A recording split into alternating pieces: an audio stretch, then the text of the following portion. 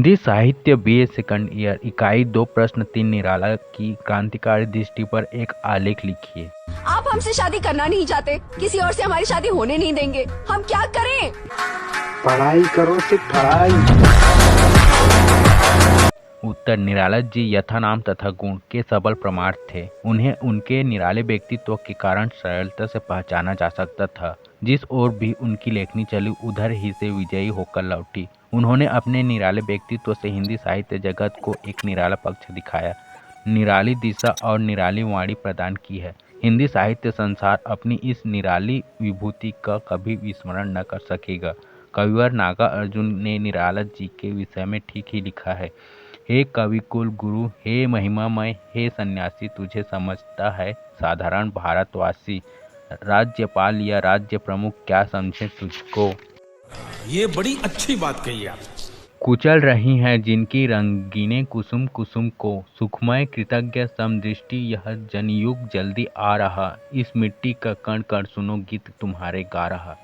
महानतम काव्य ग्रंथों की प्रणेता निराला जी एक निराली प्रतिभा के कवि थे। उन्होंने अपनी सबल लेखनी में अनेक काव्य ग्रंथों का प्रणयन किया है। उनमें से प्रमुख काव्य ग्रंथों के नाम इस प्रकार हैं: अनामिका, परिमल, गीतिका, तुलसीदास, कुकुरमुत्ता, नए पत्ते, आराधना, गीता कुंज, बेला और अपरा आदि। निराला का तुलसीदास एक अत्यंत लोकप्रिय खंड काव्य है। इसके अतिरिक्त राम की शक्ति पूजा और सरोज स्मृति कविताएं उच्च कोटि की कविताओं की श्रेणी के अंतर्गत आती हैं। समझ रहे हो? निराला जी के काव्य का भाव पक्ष निराला जी का काव्य भाव पक्ष की दृष्टि से अत्यंत सबल और प्रौढ़ है। उनके काव्य का भाव पक्ष उनके व्यक्तित्व के अनुरूप ही है। उन्होंने अपने विषय में स्वयं कहा है, मेरे पास कवि की वाणी है, कलाकार के हाथ, पहलवान की छाती और दार्शनिक के पैर हैं। वास्तव में निराला के गंभीर अध्ययन, निरंतर दार्शनिक चिंतन, संगीत, प्रेम और छोटी आयु में पत्नी के वियोग ने आपकी कविता में भावुकता, प्रौढ़ता, मधुरता, गंभीरता, स्वच्छंदता, मादकता जैसे तत्वों को भर दिया। आपकी कविता में भाव पक्ष की दृष्टि से निम्नांकित विशेषताएं उपलब्ध होती हैं। प्रेम का निरूपण।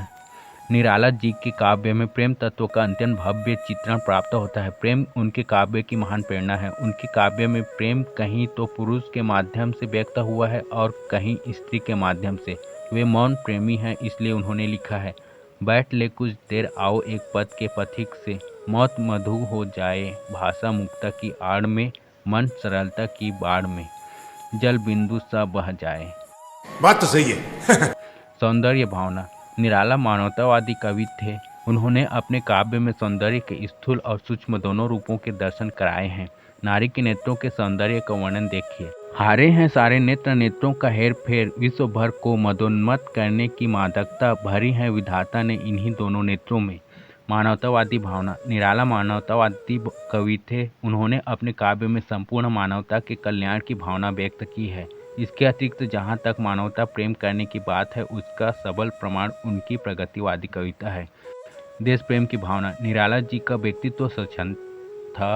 उन्हें किसी का अंकुश प्रिय न था, अतः ऐसे व्यक्ति को अपने देश पर दूसरे देश के शासक का नियंत्रण कैसे स्वीकार हो सकता था। यही कारण है कि आपकी कविता में देश प्रेम की भावना अत्यंत भव्य रूप में मुखरित हुई है। उन्होंने अपने देशवासियों में चेतना और जागृति को जन्म देने के लिए अपने देश के प्राचीन वैभव का अंकन किया।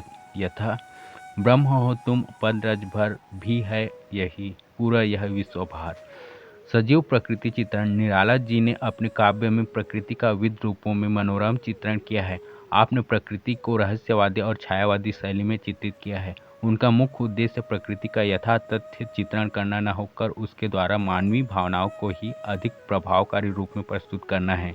मानवीकरण के रूप में प्रकृति चित्रण का उदाहरण दिवस अवसान का समय, मेघमय आसमान से उतर रही वह संध्या सुंदरी परी सी धीरे धीरे धीरे।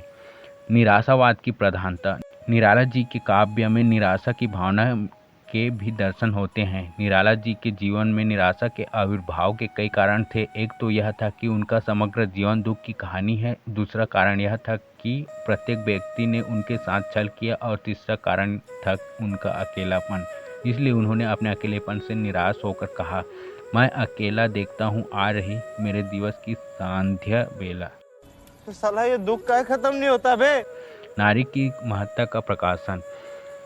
निराला एक क्रांतिकारी कवि थे। उन्होंने नारी के प्रति अपना स्वतंत्र दृष्टिकोण प्रस्तुत किया। उन्होंने नारी को पूजनीय और पुरुष की समानाधिकारिणी बताया। राम की शक्ति पूजा कविता में आपने सीता, शक्ति और अंजना तीनों नारियों के चित्रण से सिद्ध करना चाहा है कि नारी पुरुष के पराजित जीवन में आशा और विश्वास का संचार करती है। राम को सीता का स्मरण आने पर बल मिलता है, यथा फोटो स्मित सीता ध्यान लीन राम के अधर, फिर विश्व विजय भावना हृदय में आई भर। रस निरूपण। आप रस को काव्य की आत्मा मानते हैं। आपने स्पष्ट रूप से लिखा है कि नवरसों को समझने और उन्हें उनके यथार्थ रूप से दर्शाने की शक्ति जिसमें जितनी ज़्यादा वह उतना ही बड़ा कवि है। आपने अपने काव्य में श्रृंगार, वीर, रौद्र, शांत, करुण, भयानक आदि रसों का निरूपण किया है। आपने श्रृंगार रस के संयोग और वियोग दोनों पक्षों का अंकन किया है। वियोग विकलता का एक मार्मिक चित्र प्रस्तुत है। पर हृदय सब भांति तू कंगू गाल है, उठ किसी निर्जन विपिन में बैठकर अश्रुओं की बाढ़ में अपनी बिकी भग्न भावों को डुबो दे आंख सी। अरे टेंशन नहीं लेने का, अपुन है ना। कल्पना तत्व। निराला जी के काव्य में कल्पना अपने अनूठे रूप में अवतीर्ण हुई है। इसने उनके काव्य के भाव पक्ष और कला पक्ष दोनों को ही बल प्रदान किया है। आचार्य वाजपेयी ने निराला जी की कल्पना शक्ति के विषय में लिखा है, छायावादी कवियों और विशेषतः निराला में कल्पना की भास्वरता एक अभिनव दर्शन का पर्याय बनकर आई है और इस दर्शन के द्वारा मानव चेतना और मानव संबंधों में अधिक व्याप्ति, विस्तार और गहनता लाई जा सकती है। यदि निराला जी की कल्पना प्रक्रिया को किसी प्रकार की पलायन से संबद्ध किया जाए तो यह पलायन सौंदर्य, कला और मानव विकास का एक अभिनव उपकरण ही सिद्ध होगा।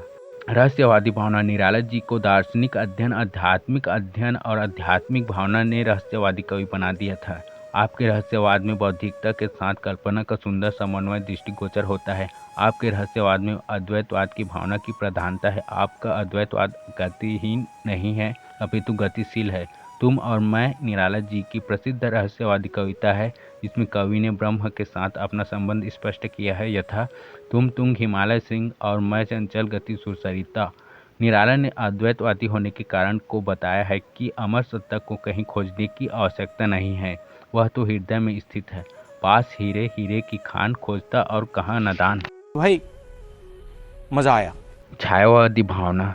छायावादी हिंदी साहित्य की एक सौंदर्यशालिनी, सशक्त, समृद्ध और कलात्मक काव्य धारा है। यह काव्य धारा निराला जैसे कवि को ही पाकर पूर्ण रूप से हिंदी काव्य में प्लवित हुई। इसलिए निराला जी को हिंदी साहित्य में छायावाद का प्रवर्तक और उन्नायक माना जाता है। आपके छायावाद पर आलोचकों ने बड़े गहरे व्यंग्य और प्रहार किए, परंतु आपने उनकी चिंता नहीं की और निरंतर अपनी काव्य साधना में रत रहे। निराला जी का छायावाद सभी श्रेष्ठ लक्षणों से युक्त है। उनकी छायावादी कविता ने हिंदी काव्य को नई भाषा, नए छंद, नई शैली, नए अलंकार और नई दिशा प्रदान की। प्रगतिवादी भावना। निराला की कविता में जहाँ रहस्यवादी और छायावादी भावनाओं के दर्शन होते हैं, वहीं प्रगतिवादी भावना भी दृष्टिगोचर होती है। प्रगतिवादी कवियों में निराला जी की गणना सर्वप्रथम होती है। इस प्रकार आपकी कविता रहस्यवाद और छायावाद की कल्पना लोक से प्रगतिवाद तक के और पाताल के सौंदर्य को चित्रित करने में समान रूप से सफल रही। निराला जी का इस अनोखी विशेषता ने ही महान कलाकार बना दिया था। कल्पना लोक का चित्रण करते करते कवि को ही महान कलाकार बना दिया था। देखकर द्रवित हो उठा। भारत की विधवा की दीन अवस्था देखकर कवि की काल्पनिक लेखनी यथार्थ की भूमि पर उतर आई। वह इष्ट देव के मंदिर की पूजा सी, वह दीप शिखा सी शांत भाव में लीन, वह क्रूर तर की छूटी लता सी दीन दलित भारत की विधवा है। निराला जी की प्रगतिवादी कविता में शोषित और पीड़ित प्राणियों के प्रति सहानुभूति और दुराचारों के प्रति विद्रोह का स्वर है। सड़क पर जाते भिखारी का निराला जी द्वारा अंकित एक मार्मिक चित्र देखिए। पेट पीठ दोनों मिलकर हैं, एक चल रहा लकुटिया टेक। इसी कवि ने एक अन्य स्थान पर सड़क पर पत्थर तोड़ती मजदूरी का कारुणिक चित्र प्रस्तुत किया है। वह तोड़ती पत्थर देखा मैंने उससे इलाहाबाद के पथ पर, वह तोड़ती पत्थर। निराला जी की कुकुरमुत्ता, बेला और नए पत्ते तीनों काव्य कृतियां प्रगतिवादी कविता का सुंदर उदाहरण है। कुकुरमुत्ता काव्य दलित वर्ग का प्रतिनिधि काव्य है। इस काव्य में व्यंग्यात्मक शैली के माध्यम से कवि ने शोषण करने वाले वर्ग की निंदा की है, यथा अब सुन बे गुलाब भूत मत गर पाई खुशबू रंगों आप खून चूसा खाद का तूने अशिष्ट डाल पर इतराता है कैपिटलिस्ट, कितनों को तूने बनाया है गुलाम। निराला जी के काव्य का कला पक्ष है। निराला जी के काव्य का कला पक्ष भी भाव की तरह अत्यंत प्रौढ़ तथा सबल है। कहने का अभिप्राय यह है कि निराला जी के काव्य का आंतरिक पक्ष जितना सुंदर है उतना ही बाह्य पक्ष भी सजीव और स्वाभाविक बन पड़ा है। निराला जी आरंभ से ही विद्रोही कवि के रूप में हिंदी साहित्य में अवतीर्ण हुए। प्राचीनता के प्रति आकर्षण उनकी कविता में आदि से अंत तक बना हुआ है। उन्होंने अपने काव्य के कला पक्ष में भी विद्रोह और स्वच्छंदता से काम लिया है। कवि के पुत्र श्री रामकृष्ण त्रिपाठी जी का कथन सत्य है। निराला जहाँ साहित्य में पुरानी रूढ़ियों और बंधनों को न मानकर नवगीत, नव लय, ताल, छंद पर जोर देते रहे, वहीं समाज के भ्रामक ढकोसले उनके क्रांतिकारी मन को न भाए, उन्होंने उनको भी अस्वीकार कर दिया। निराला जी के काव्य में कला पक्ष की दृष्टि से निम्नलिखित विशेषताओं के दर्शन होते हैं। भाषा, निराला जी की भाषा शुद्ध खड़ी बोली है, उस पर उनका पूर्ण अधिकार है। उनका विश्वास था कि कवि को अपने भावों के अनुरूप ही भाषा का प्रयोग करना चाहिए। उन्होंने स्पष्ट लिखा है, किसी भाव को जल्दी और आसानी से तभी हम व्यक्त कर सकेंगे जब भाषा स्वतंत्र और भावों की सच्ची अनुगामिनी होगी। आपकी भाषा आपके भावों का पूर्ण प्रतिनिधित्व करती है, जबकि भाषा पर बंगला भाषा का प्रभाव स्पष्ट लक्षित होता है। उसमें संस्कृत के तत्सम शब्दों का प्राचुर्य देखने को मिलता है। संस्कृत शब्दों के बाहुल्य के कारण ही आपकी भाषा क्लिष्ट हो गई। कुछ आलोचकों ने आपकी भाषा की क्लिष्टता से चिढ़कर आपको आधुनिक केशव कह दिया है। यह सत्य है कि आपकी भाषा क्लिष्ट है, परंतु भावों के अनुरूप है। आपकी भाषा की द्रुहता का कारण आपकी दार्शनिकता भी है। इसके साथ ही आपने सरल भाषा का प्रयोग अपनी प्रगतिवादी कविताओं में किया है। वहाँ आपने उर्दू और अंग्रेजी के शब्दों का भी निसंकोच रूप में प्रयोग किया है।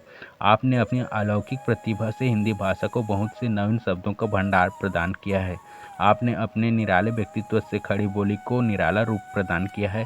सारांश यह है कि आपकी भाषा शुद्ध, परिष्कृत, व्याकरण सम्मत, चित्रोपम, प्रवाहपूर्ण और प्रभावशील है। शैली, निराला जी ने अपने काव्य की रचना गीत शैली में की है।